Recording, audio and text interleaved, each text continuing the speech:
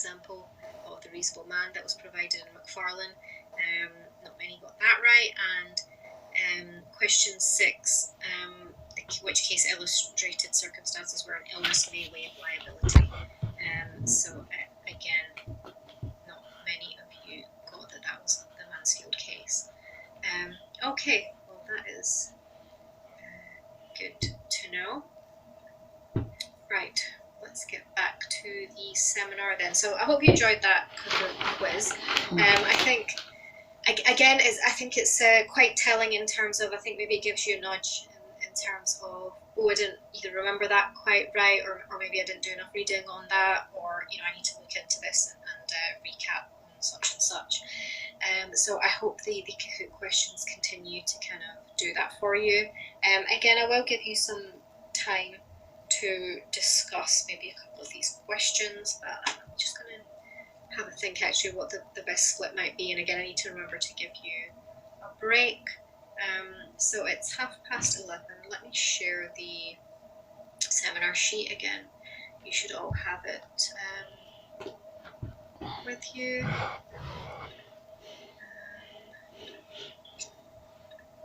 me just share the file. So this should work. Okay, yeah. So seminar for breach of duty. So you know, you've got a list of cases. Again, we won't necessarily, I mean, I'm not going to make a point of going through all of them in terms of the examples for answering the questions. Hopefully you will raise some of them, and I know Lana's going through cases in the lecture. So again, some of the questions might ask you about specific cases, but again, we don't necessarily have to go into the facts in much detail. Often it will just be, you know, either a test or what's established in a particular case that will be focused on. But if it helps you to kind of recap on what the case is about, then you know, please do so. Or if when you're making notes, you know, you can do that as well. But just to point out that, you know, some of the questions, if we go through them and focus on certain points to do with tests or points of law, then that is why. But some of them do ask you for case examples, so I hope that you have prepared some examples to discuss. Okay, so we've got a list of questions to get through, haven't we? So there's only one question on that page, and then so it's 8 questions altogether, and then group work. In your groups, you're going to be asked to draw a chart explaining the main elements of the breach of duty of care. And you're asked to mention all the elements of breach of duty, including relevant case law. And I will be explaining this further in the seminar, but I want obviously you guys to give it a go and see how you get on, and then you know, we will go through that together to show you what was expected. How many of you? There's 14 now. That's good to see. So I think we could have 3 groups working together when we get onto the group work. But before that, like I said, we are going to go through the questions. I am expecting that before the break, we'll probably cover maybe 1 to 5, and then we can leave questions 6, 7, 8 and the group work for the second part of the seminar. But we can see how we go on, if we speed through quicker, or if we don't speed through that, that's fine as well. But yes, the main thing is that we get through the questions, that you have a good understanding of breach of duty, that your preparations helped you build on what Lana's covered in the lecture. And again, just to remind you, which you probably don't need to be reminded, but you know, this is very relevant to your assignment, and again, Lana will provide further guidance on that, so I can't say it anymore. But yeah, just to bear that in mind.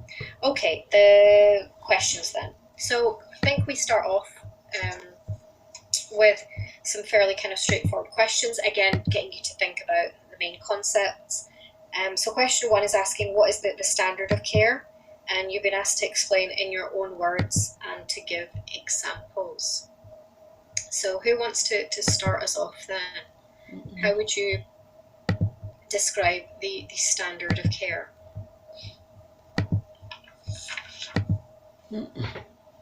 Don't think I'm in the right screen.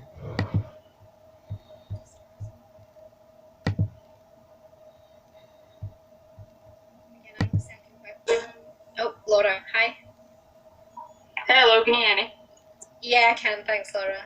Awesome. I said that the standard of care is the care provided by the defendant, and it must meet a minimum standard in order for the duty to be fulfilled. And if it's not, then the defendant will be breaching the duty.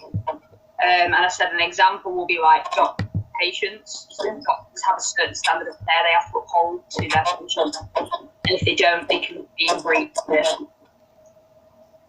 Okay, that's great. Thank you. Yep. Anyone else? Either on the standard of care or any other examples?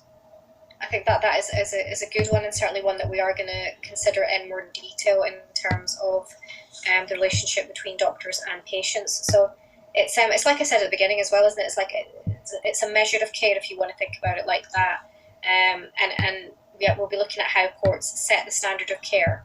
I just wondering if you had any other examples before we move on to look at this in a bit more detail. Again, some of you might, I guess, have included other points in your answers to the other questions, but if anyone else has any other examples or wants to expand on what Laura said about standard of care.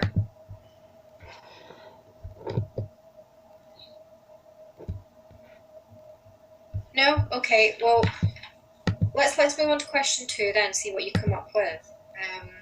So question 2, should we go over the page? Question 2, what does it mean by the breach of duty of care? And you've been asked to explain in your own words and to give examples. So thinking about what's just been said about standard of care, I think Laura did mention breach, but what does it mean by the breach of duty of care? Again, the textbook reading would have helped with this. Jack, hi. Hi, good morning. Morning. Yeah, I think the duty of care can best described as when the act or mission of the defendant falls below the legally required standard of care. Okay, thank you, Jack.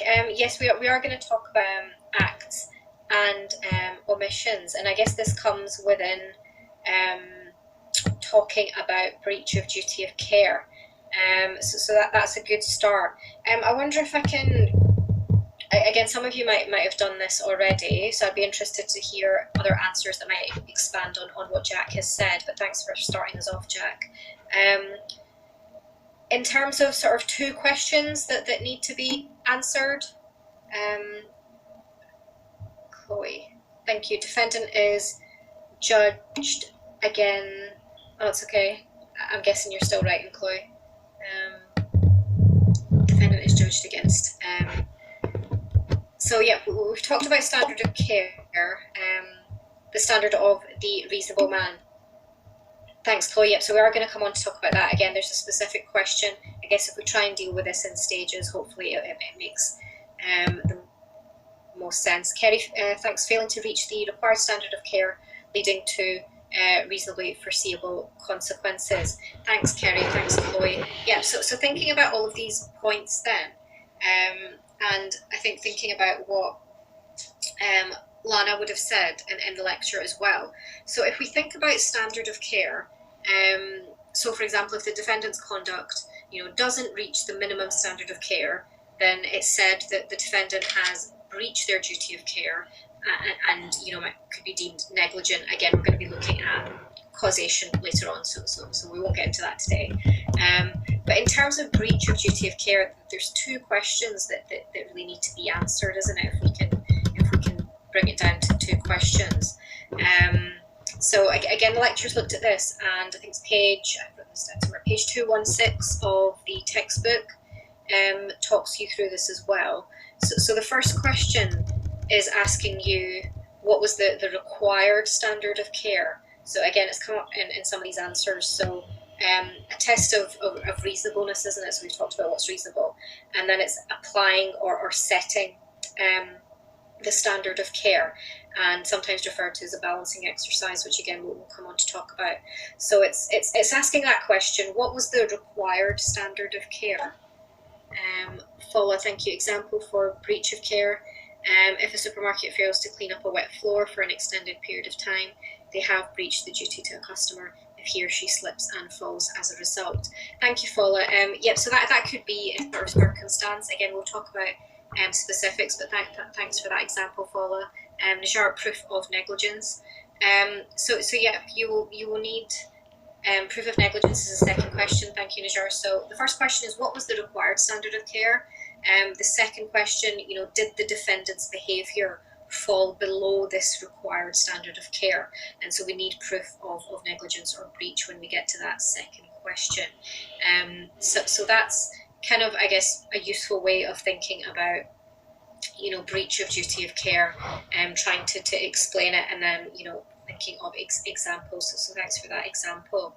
So what's the required standard of care, and then did the defendant's behaviour fall below that required standard of care?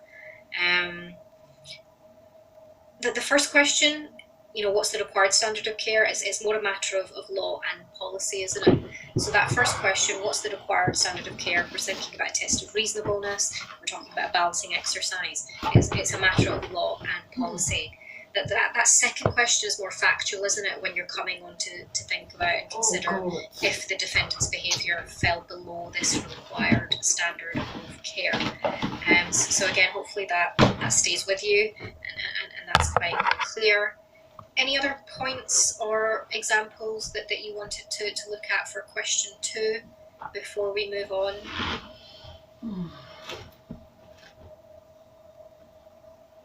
Everyone quite happy with that? Again, it's most of your comments and questions in the chat were relevant. Chloe, you talked about the standard of the reasonable man test, and that is what we focus on in question 3. So I guess it's just thinking about it in stages. That's what these questions are trying to get you to do. So think about what's the standard of care, then look specifically at breach of duty of care. Explain that in terms of those 2 questions that need to be answered. Again, we're going to talk about specific cases, which again might be helpful when thinking about these issues. But I think it's useful just to be clear about breach of duty of care and how the standard of care fits in to those 2 questions that need to be answered. So remember, what was the required standard of care, and then did the defendant's behaviour fall below this required standard of care? Okay, so question 3 then is what is the reasonable man test? You've been asked to provide a definition and give examples from case law. So how would you define the reasonable man test? Georgia, thank you. An objective test, yeah, well done, in which the courts consider how a hypothetical reasonable man would have behaved. Okay, thanks, Georgia. So one of the Kahoot questions was about the reasonable man test, wasn't it? So I'm glad many of you got objective test. I know some of you went for subjective, but hopefully we will clear any of those any confusion to do with that. So you're absolutely right. It's an objective test, and the courts are looking at how a reasonable man would behave. So do we have a definition, or do we have any more specific examples from case law? Jack, he is not perfect. Yep, so it's not looking for perfection. That's been said as well, isn't it? Not looking for perfection here. But in terms of, still it's an objective test, and there is some sort of indication or definition, if you like. So for example, in the case of Donoghue and Stevenson, remember we talked about that, there's reference to reasonable care, what's reasonably foreseeable. But yeah, it's to do with an objective test. Again, there's much to talk about with this. There are other case examples. Again, Lana's lectures slides are a good starting point, and then the textbook takes it further. So hopefully you've had a chance to do some of the reading on this. But in terms of, I guess we're looking to that first question, aren't we? If we're looking at the standard of care and the test of reasonableness, we are thinking about what is the reasonable man test. Again, Lana will have mentioned how reasonable person is used, and we're going to stick to reasonable man. again, you would have picked that up in the textbook as well. I'm not going to get into the discussion about sort of why, but you, again, if you've done the chapter 8 reading, there was those points, wasn't there, about whether it should be referred to as the reasonable man. So it might be interesting for you, those kind of pause for reflection or those consideration boxes in the textbook take you through some of that discussion. I think it's some sort of feminist critiques as well that look at this point, but yeah, just to make that point that there might be references to reasonable person or reasonable man. We're going to stick to terminology of the reasonable man test. So it's about again, I think it was Jack that mentioned acts or omissions. So it's about taking reasonable care to avoid acts or omissions which you can reasonably foresee would be likely to injure your neighbours. So again, we talked about Donahue and Stevenson in some length in the previous week, and so you should be familiar with that case. So the courts, they want to consider, what are the actions of the reasonable man, and if it is the case that a defendant has done something that a reasonable man would not have done, then there would be a breach in those circumstances. So when thinking about the reasonable man test, then what is it that we are looking to? Again, there's cases that you could look at, other case examples. I think it's the case of Blythe that Lavna's put in the slides. Jack test of reasonable means comparing the defendant's act to that of an imaginary reasonable man. So I guess you could think of it as it is imaginary.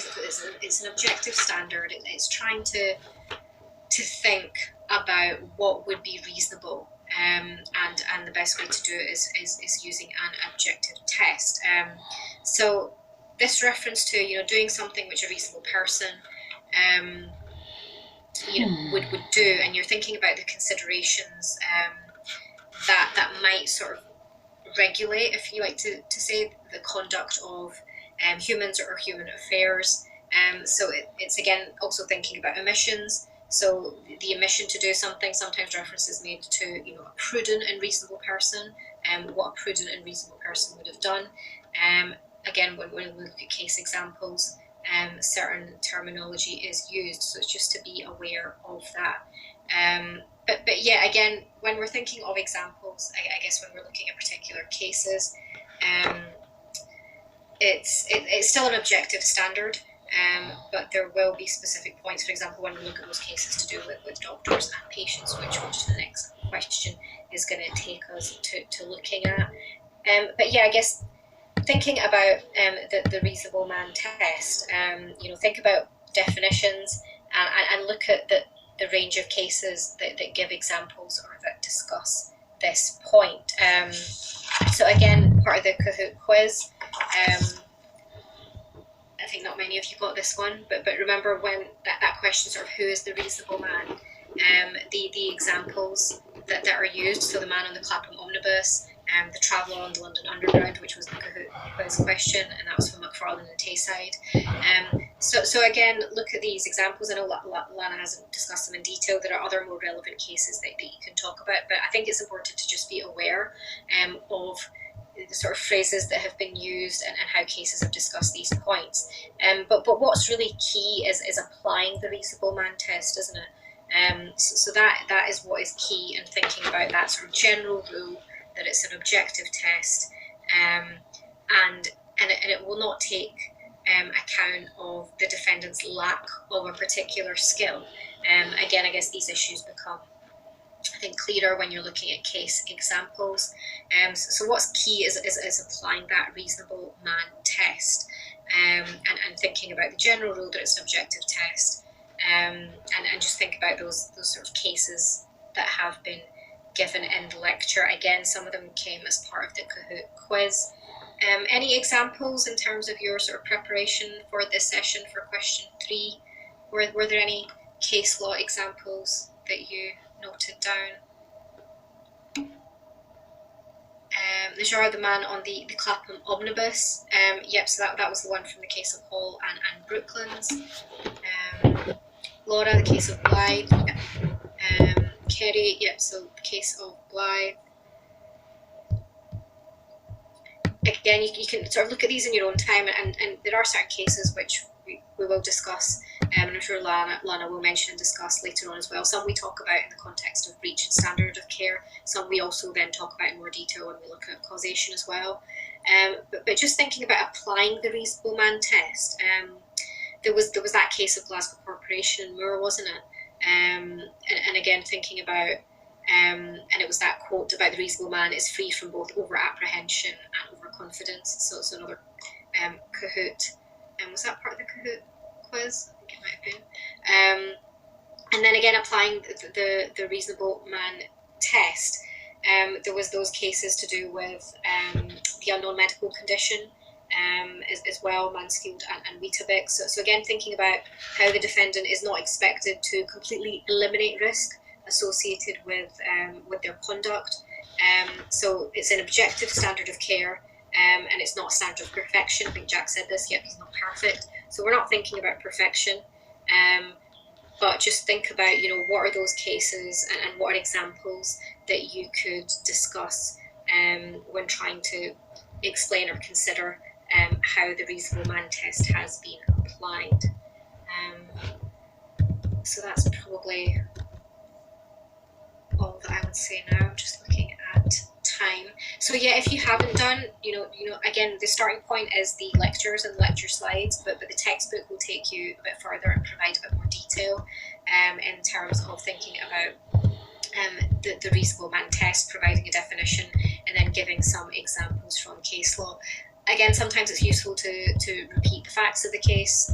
Sometimes you can just mention them very briefly, and it might be more important to talk about what's held and decided in that particular case. Any other points for question 3 before we move on?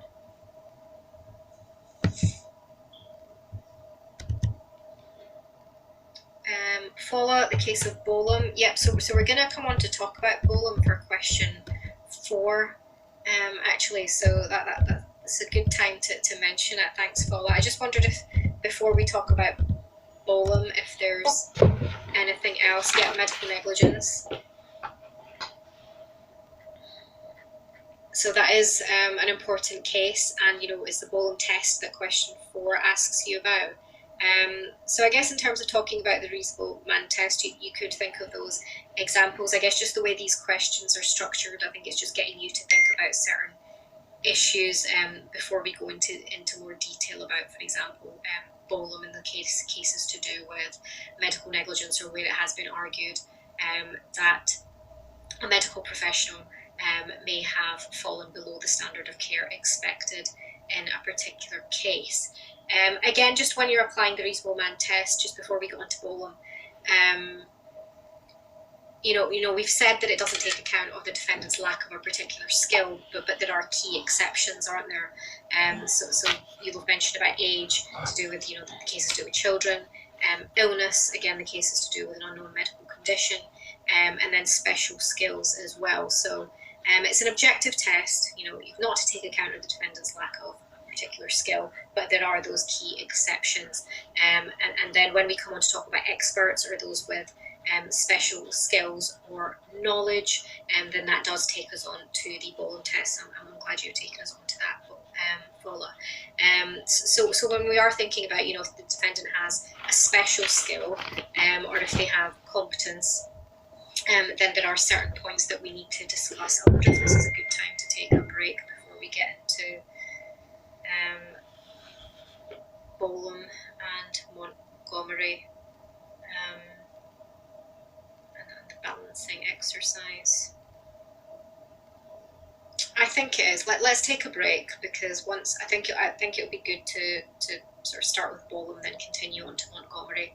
So if you're all quite happy to take a break now, take 10 minutes. So it's 11:51. If you take a break until 12:01.